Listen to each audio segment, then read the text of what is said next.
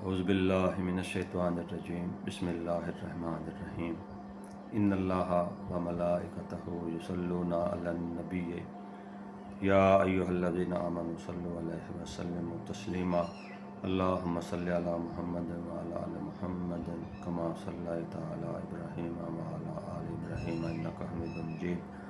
اللہم بارک علی محمد وعلی آل محمد کما بارکت علی ابراہیم وعلی آل ابراہیم انک حمید مجید اللہم صلی علی سیدنا محمد وعلی آل محمد بعدد کل ذرۃ مئۃ الف مرہ الصلاۃ والسلام علیک یا سیدی یا رسول اللہ وعلی آلک یا سیدی یا حبیب اللہ الصلاۃ والسلام علیک یا سیدی یا رحمۃ للعالمین وعلی آلک یا سیدی یا شفیع المذنبین الصلاۃ والسلام علیک یا سیدی یا شمس العارفین وعلی آلک یا سیدی یا راحت وعلی آلک یا سیدی یا انیس الغریبین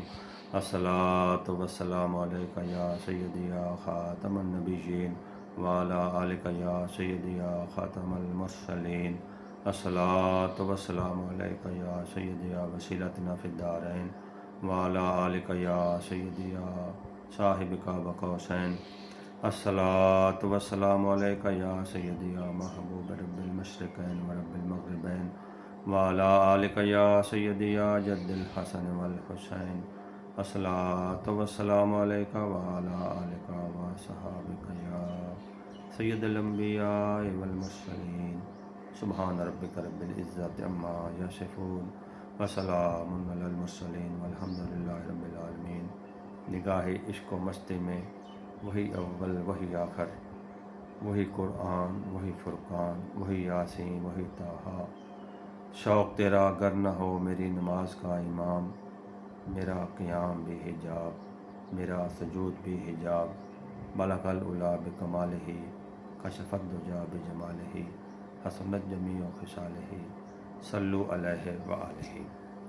السلام علیکم ورحمۃ اللہ وبرکاتہ۔ امید ہے کہ اللہ تعالیٰ کے فضل و کرم سے آپ سب ٹھیک ہوں گے۔ آج ہم درس قرآن کے سلسلہ میں انشاءاللہ سورہ البقرہ کے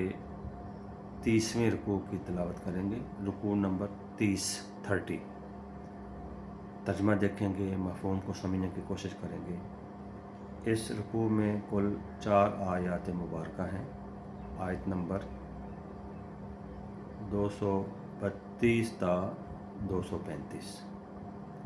مضمون اللہ تبارک و تعالیٰ نے وہی طلاق کے مسائل اور بچے کو دودھ پلانے کے مسائل، پھر جب کوئی بندہ فوت ہو جائے تو وہ بیوی چھوڑے تو بیوہ کی عدت کتنی ہوگی، عدت پوری کرنے کے بعد بیوہ کو حق حاصل ہے کہ وہ شرع کے مطابق کسی سے بھی نکاح کرنے کا فیصلہ کر سکتی ہے۔ یہ مضمون ہے۔ یہ دیکھیں ہم پڑھ رہے ہیں، یہ سارے موسٹلی تقریباً معاشرتی مسائل کا حل اللہ تعالیٰ نے بیان فرمایا ہے۔ آج ہم اگر دیکھیں عدالتوں میں اگر جائیں تو موسٹلی مقدمات یہی چل رہے ہیں، یہ وراثت کے جھگڑے کے مقدمات ہیں، قتل و غارت ہو رہی ہے، لوگوں کا مال جو ہے وہ ناحق کھایا جا رہا ہے بدمعاشی کے ذریعے، اور عورتوں کے مسائل وہ ہیں عدالتوں میں چل رہے ہیں کہ کہیں نان نفقہ کا کیس ہے، کہیں طلاق کا کیس ہے۔ یہ سارے اللہ تبارک و تعالیٰ نے قیامت تک بنی نوع انسان کو ایسے مسائل کا سامنا کرنا پڑنا ہے، تو اللہ تعالیٰ نے اپنی اس مقدس کتاب میں تمام مسائل کا حل بیان فرما دیا۔ اب یہ ہماری ڈیوٹی ہے کہ ہم قرآن پاک کو پڑھیں، اس کو سمجھیں۔ جو بھی بندہ تھوڑا بہت بھی تعلیم یافتہ جو اردو پڑھ لکھ سکتا ہے وہ اس کا ترجمہ پڑھ سکتا ہے۔ پھر یہ وارثان محراب و ممبر کی بھی ذمہ داری ہے کہ وہ ان مسائل کی طرف توجہ دیں، اپنے خطبات میں ان کو موضوع بنائیں، تاکہ جو لوگ بیچارے جن کو شعور نہیں ہے، جو پڑھے لکھے نہیں ہیں، ان کی سمجھ میں یہ مسائل آ سکیں، تاکہ جھگڑے کم ہوں، لڑائیاں کم ہوں، دنگا فساد کم ہو۔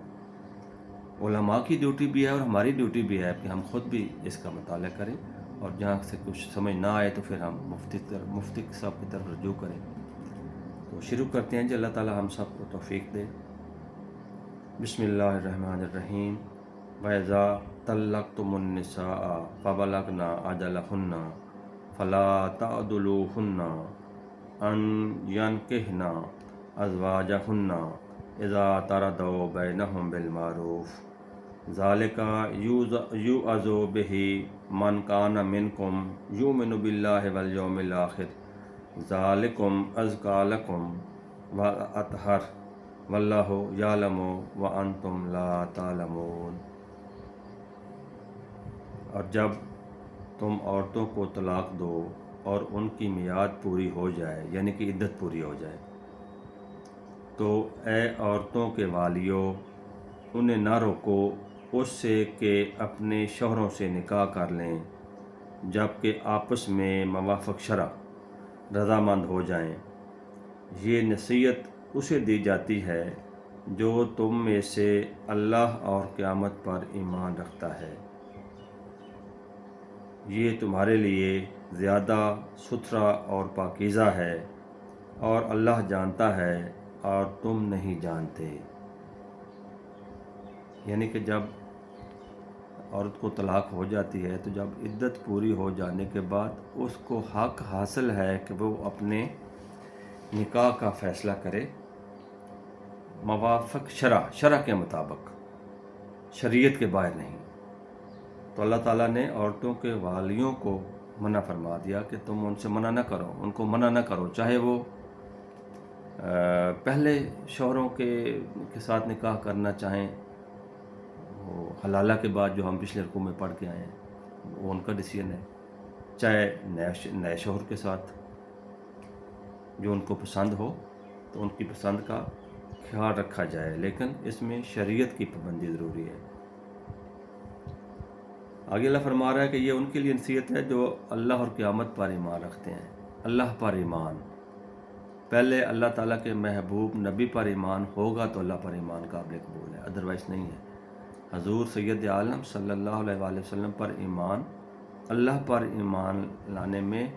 مخفی ہے۔ اس کا یہ ہرگز مطلب نہیں ہے کہ حضور نبی رحمت صلی اللہ علیہ وآلہ وسلم پر ایمان لانے کی ضرورت نہیں، وہ تو مومن ہی نہیں ہو سکتا، جبکہ یہ خطاب سر اللہ تعالیٰ مومنوں کو فرما رہا ہے۔ اللہ فرما رہا ہے کہ یہ تمہارے لیے پاکیزہ ہے، ستھرا پن ہے، اور اللہ فرماتا ہے کہ اللہ جانتا ہے تم نہیں جانتے اس میں مصلحت کیا ہے۔ تو ہمیں اللہ اور اللہ کے رسول کے احکامات کو من و عن تسلیم کرنا چاہیے، ان پر ہمیں عمل کرنا چاہیے، عقل کی کسوٹی پہ نہیں پرکھنا چاہیے۔ والوالدات یرضعن اولادہن حولین کاملین لمن اراد ان یتم الرضاعۃ وعلی المولود لہ رزقہن وکسوتہن بالمعروف لا تکلف نفس الا وسعہا لا تضار والدۃ بولدہا ولا مولود لہ بولدہ علی الوارث مثل ذلک فإن أرادا فصالا عن تراض منہما وتشاور فلا جناح علیہما وإن أردتم أن تسترضعوا أولادكم فلا جناح عليكم إذا سلمتم ما آتيتم بالمعروف واتقوا الله واعلموا أن الله بما تعملون بصير۔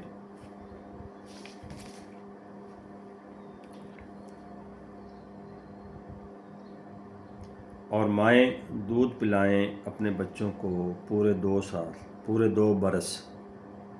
اس کے لیے جو دودھ کی مدت پوری کرنی چاہے،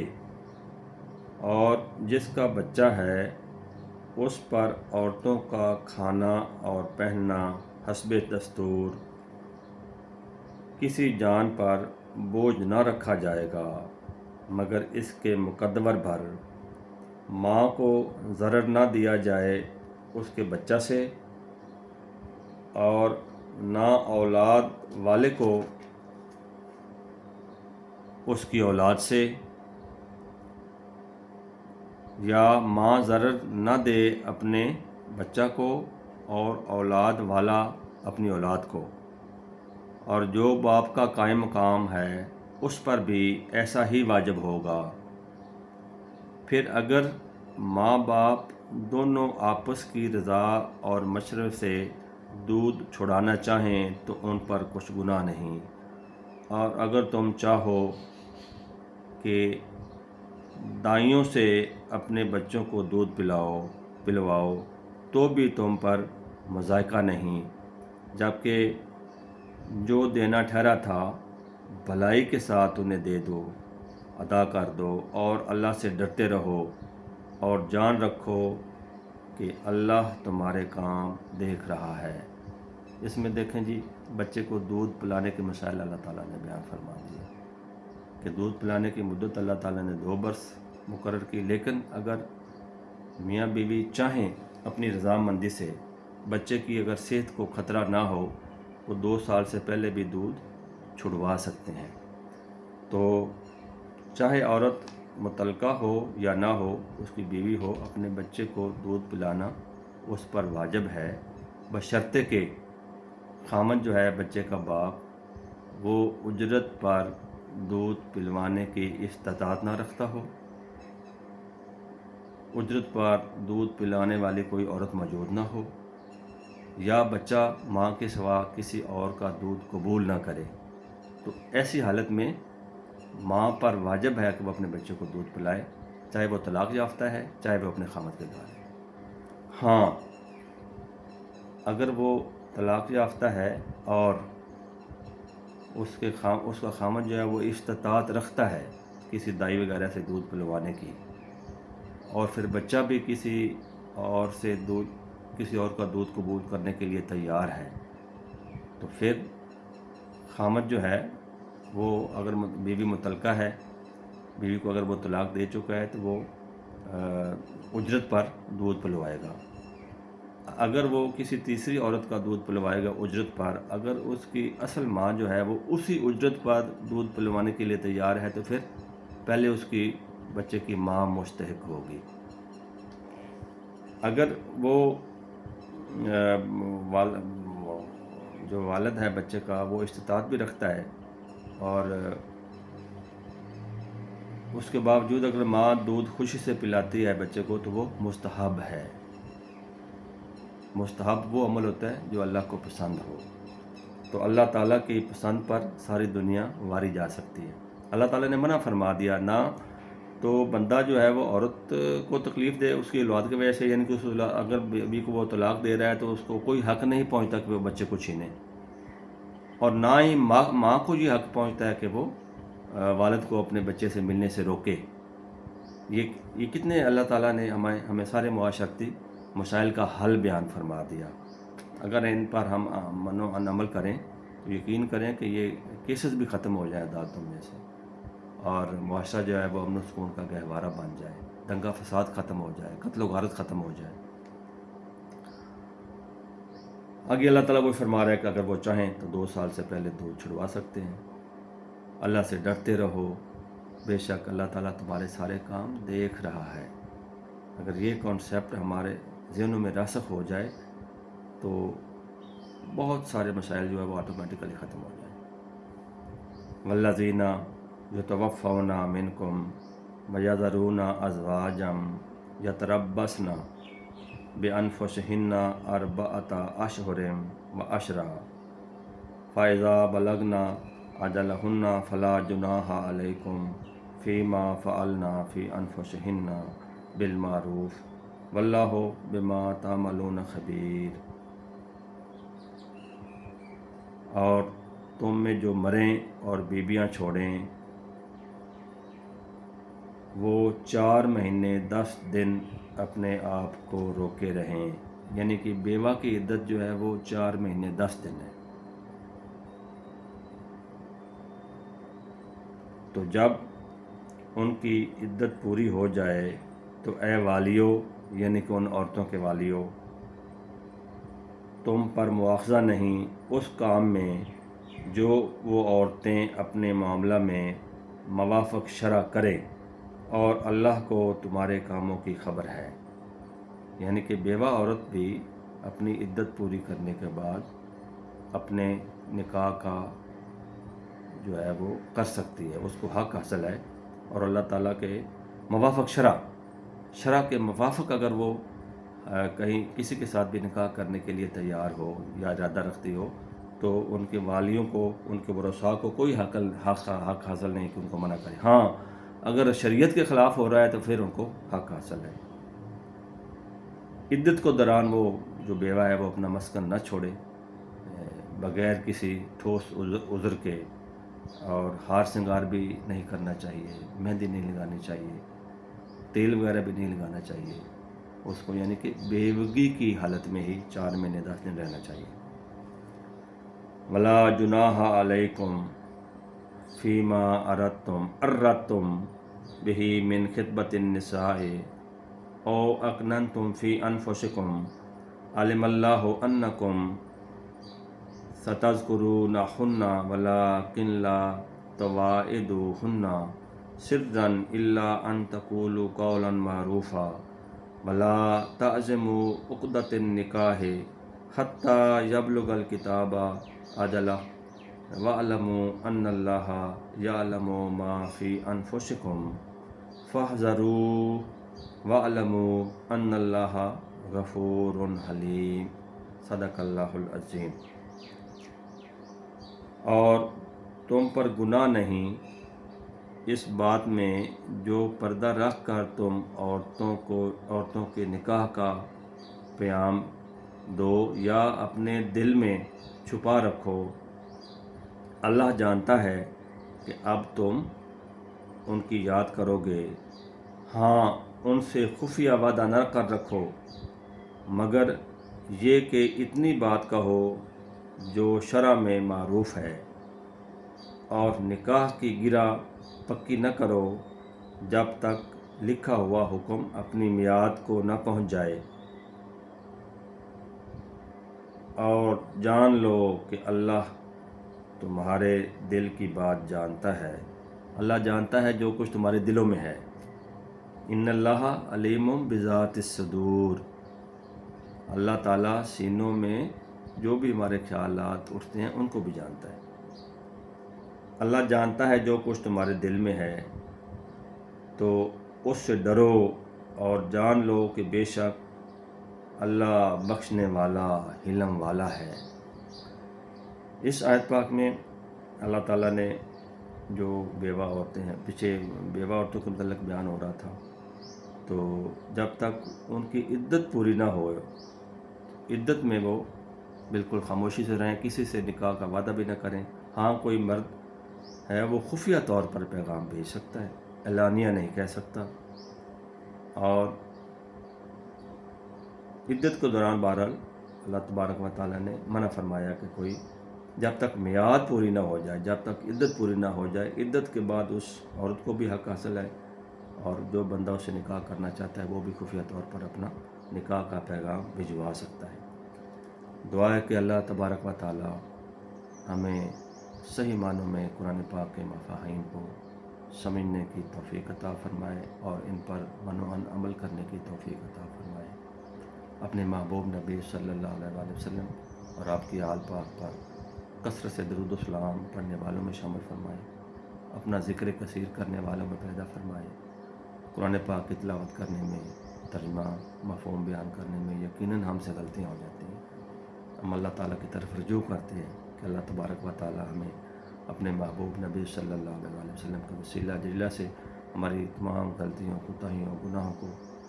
معاف فرما کر ان کو نیکیوں میں تبدیل فرما دیں۔ وآخر دعوانا ان الحمد للہ رب العالمین۔ اللہم صلی علی سیدنا محمد وعلی آل محمد بعدد کل ذرۃ مئۃ الف مرہ۔ الصلاۃ والسلام علیک یا سیدی یا رسول اللہ وعلی آلک یا سیدی یا حبیب اللہ۔ السلام علیکم ورحمۃ اللہ وبرکاتہ۔